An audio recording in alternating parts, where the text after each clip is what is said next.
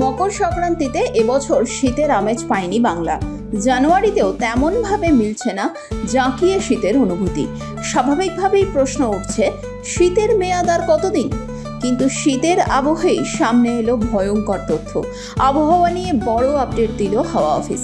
মৌসুম ভবন বলছে, এপ্রিলের তীব্র তাপপ্রবাহে পূর্বে গোটা দেশ, বাদ যাবে না বাংলাও। আগেই সতর্কতা জারি হয়েছিল যে 2025 সালটি বিশ্বের 3টি উষ্ণতম বছরের একটি হতে পারে। মৌসুম ভবনের পূর্বাভাস, গত বছরের থেকেও এবার গরম বেশি পড়তে পারে। এপ্রিলের শুরু থেকেই তাপমাত্রা বাড়তে শুরু করবে, আর মাঝামাঝি সময় থেকে তাপপ্রবাহ শুরু হয়ে যাবে। এপ্রিলের সর্বোচ্চ তাপমাত্রা পৌঁছতে পারে 45 ডিগ্রি সেলসিয়াসে।